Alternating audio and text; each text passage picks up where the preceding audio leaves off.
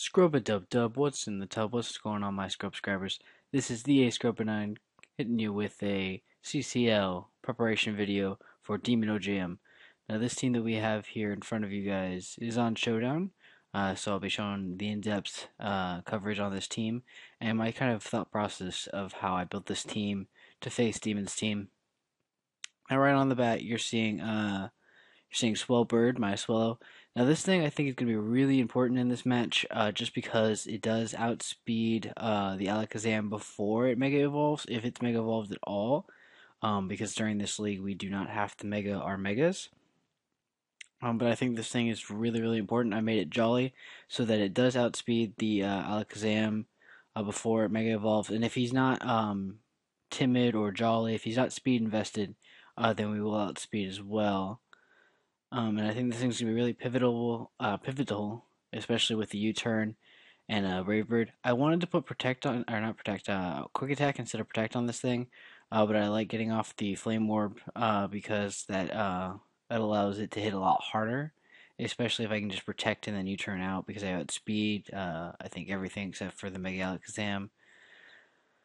And that's pretty much it for Swellbird. I just like Swellbird. Oh, and one thing that you will notice is that all of these Pokemon are female because I have heard through the grapevine that Demon likes to run Attract and T-Wave and Toxic and all the Confused Ray and shenanigans. But we are cutting down on that because 50/50s like Paralysis and Confused Ray I don't mind that much because like they're hit and miss and stuff like that. But Attract, I have no idea why, but my Pokemon are just thirsty as hell. They can't hit anything when they're in love. So I'm making all of my female. We're eliminating that. If he decides to counter that, thinking that I'm going to think of that, then good on him. If he makes all his males, and then he got me. He straight up got me. But I don't think that's gonna end up happening. Most people would just do females to attract males because that's what most people have. Um, but moving on, we have here Mascara, the Mamoswine. Now with this thing, I want this thing probably to match up best probably against the Mega Alakazam if it does come because we do have the priority and we can take a hit with the Focus Sash as long as he doesn't set up hazards. But looking at Demon's team, he's not really a hazard-oriented team. I mean, he does have mons that can set up hazards, but I just don't see it, especially since I do have a Mega Diancie possible on my team. I don't know if he wants to risk that, having those magic bounce back, especially if since he does have the Dragonite, which benefits from the multi-scale. So risking having those bounce back is kind of eh. Like I feel like it doesn't benefit his team. He also has Darmanitan and Alakazam, which are fragile and coming in on say rocks or I don't know any types of entry hazards like that. It just doesn't seem conducive to his team. So I'm not really bringing any hazard control as you can see from the mons up at the top. But Mamoswine here is with the Focus Sash and Ice Shard, so we can take the hit and then Ice Shard and kill that thing off and. Mamoswine, I think we'll have a pretty good matchup against his Jolteon and Darmanitan because we can take the hit from the Focus Sash and just either EQ, Rock Slide, depending on, what is it called? Like Air Balloon on the Darmanitan. Rock Slide is because he has Levitators, so I didn't want to solely have a move like Earthquake that wouldn't hit Levitating Pokemon. Uh, and yeah, I like the overall coverage, and I'm really scared of that Dragonite as well. And I think this is a good matchup here because I can Rock Slide or Icicle Crash on it coming in, and I know that a lot of people like to run Weakness Policy, Dragon Dance. So this thing kind of is a check to that because I can take a hit, Ice Shard, the next turn as well. So this Pokemon I feel is really pivotal as well, and I just put 4 in special defense because I just saw that like it could match up probably against the Mega Alakazam or the Jolteon, and maybe it could live a hit. I don't. It's like 1 or 2 hit points maybe, but I mean, if it ends up mattering, it ends up mattering. I don't know why I didn't invest in physical defense. I just thought Mamoswine has more physical defense. Let's put in special defense. Oh well, whatever. But we're just running adamant, just basic focus sash set with Rock Slide on there. Moving on to the next Pokemon, we have Robin here, who is named after Nico Robin from One Piece. By far one of my favorite characters, as you can see from the layout behind here. It's just Nico Robin because she's amazing, and the waifu. So anyway, we're running the Life Orb set on Robin. It's Fake Out, Return, Low Kick, and Shadow Claw.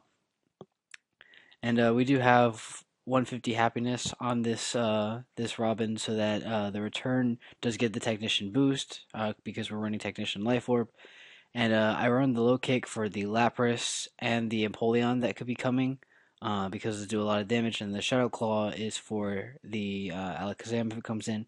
And Fake Out's just good overall damage priority just coming in. And with Life Orb, it's going to do a lot of damage. I wanted to put U-Turn on this thing, but I already have U-Turn on this Pokemon. And then another Pokemon that you'll see will have U-Turn as well. So I didn't want to have that much U-Turn kind of switching out. I wanted to have more coverage on Robin just to match up against a lot of things.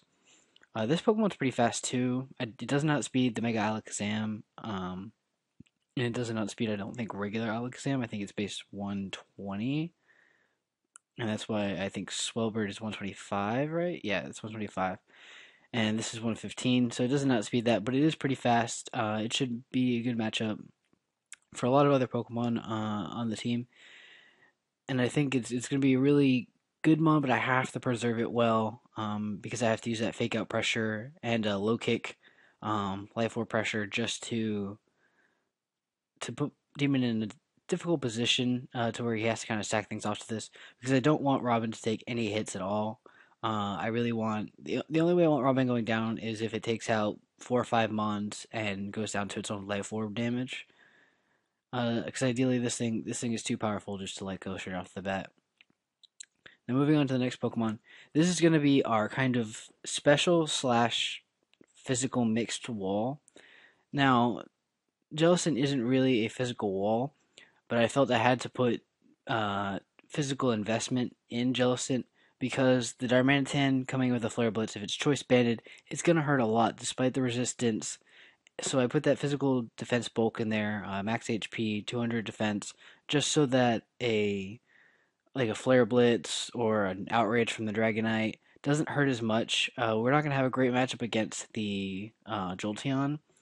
But, I mean, with the physical or special defense that Jellicent already naturally has, we can probably take about 2 Thunderbolts, I think it was, that I calced. I calced it mostly for the Alakazam because I see that the most coming, and we can take up to 2 Shadow Balls from that thing and live just fine. With leftovers recovery, of course, because without leftovers recovery, we do get 2 hit KO'd. But with the leftovers on, we still are living. And this thing's running Scald, Ice Beam, Toxic, and Recover. And I put Ice Beam on this thing as opposed to like Trick Room or other things like that because I liked it for the Roserade that could be coming. And I put Toxic on here because I didn't think Will-O-Wisp was a great thing to put on there when my opponent has a Darmanitan. And Ice Beam also matches up well against the Dragonite. I'm going to be wary of that because he does probably have a weakness policy multi-scale. I mean, Demon's an odd battler. He's known for running weird things. So he may not do that. He may do something completely different. He may do the leftover set. But in this kind of format, I see weakness policy probably being the best bet. So I'm going to have to be a little wary of that. I might just Scald to break the scale and then Ice Beam after it's broken to kill that thing off. Or maybe even Toxic. It'll depend on the situation. Recover is just a good way if people can't switch into, like, if the Darmanitan comes in, Flare Blitzes, and see that it's not going to do too much to me, I can just recover up on it, switch out, and then just be in an okay position there. And that's Mrs. Pringle in a nutshell, pretty much.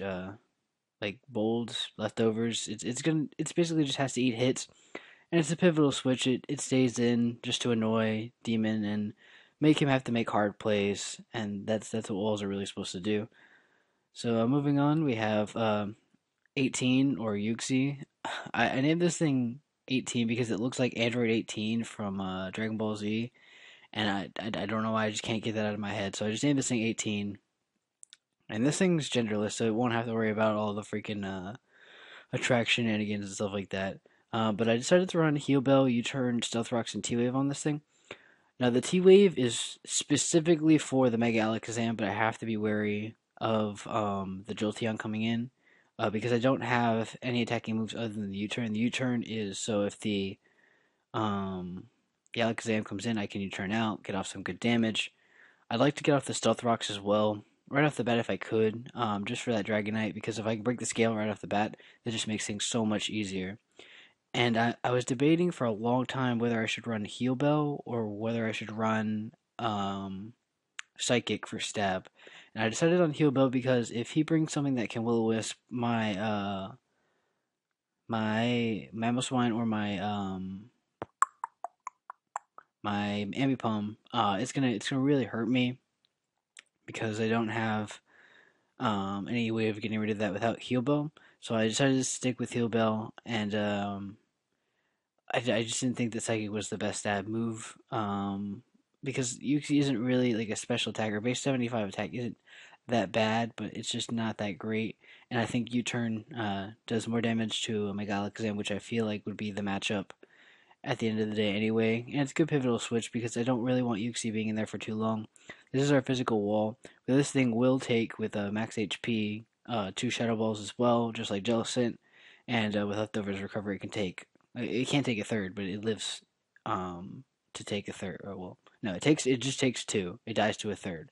But with that Leftovers Recovery, it's just solid in there and it really is going to be a bothersome to my opponent if I can just T-Wave off most of his stuff. Like if I can T-Wave off the Darmanitan or the Dragonite or the Mega Alakazam, I'll put myself in a really good position because Swellow will have just a field day. Mascara can come in, take a hit, and then just bop things. So it's just going to be a good situation getting things off with this. We're running the relaxed nature because Yuxi isn't really going to outspeed anything. We are running T-Wave, so it's a little counterproductive, but it boosts the defense, and I didn't want to lower any other stats on there. Like I didn't want to lower attack because we're running U-turn, and yeah, no, I like the set overall. It meshes with the team real well. And so then the final one that we're bringing that has to be male because socks can only be male is sock. Oh, and I didn't name this thing, but I normally name mine laces because these things cinch up the end of the game pretty much for you. Like you kind of just wait to bring this thing out until it's in a great matchup, and with Choice Banded Sturdy, it's going to absolutely destroy something and take a hit and get another good bit of damage off on something else. And I put Stone Edge, Knock Off, Close Combat, and Ice Punch. That's just coverage moves just for everything. Stone Edge for the Darmanitan, Knock Off for the for the Alakazam if it's not, and then just coverage overall. Close Combat for Stab. The Piloswine's there.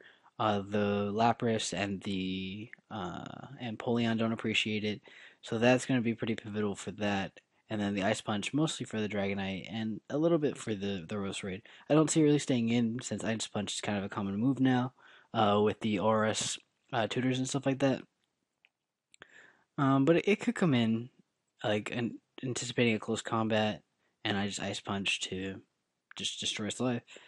And that's the team. I think we're gonna do pretty well against Demon's team. I'm just a little worried because this is a pretty unorthodox team. Looking at the mods that I could have brought in Diggersby and Mega Diancie, maybe even Togetic, just to have that those 3 mons not on this list this week is kind of an odd thing. And even Arcanine, I really love Arcanine. I just didn't like the matchup against Darmanitan because it can't Will-O-Wisp it. It can Earthquake me, and I just didn't feel it was a great position. So that's why I decided to bring Yuxi and Pringles, Mrs. Pringles. So that's the main decision why I made the choices that I made on the Pokemon that I'm bringing. And to be honest, I'm pretty worried about Demon's team. He has a lot of things that create difficult situations. He has the Drapion, he has the Lapras, he has the Empoleon. All of those Pokemon are bulky and annoying, and well, Drapion's not that bulky, but it can take a hit, and it has really good typing in Poison Dark, so it annoys me, and like I just don't like the matchup against those Pokemon. But I think with the coverage on this team that we have and a little bit unorthodox, we may bring a surprise to Demon's team, and I think we're gonna be able to bring something that he's not expecting, and just I think we can come out with a win.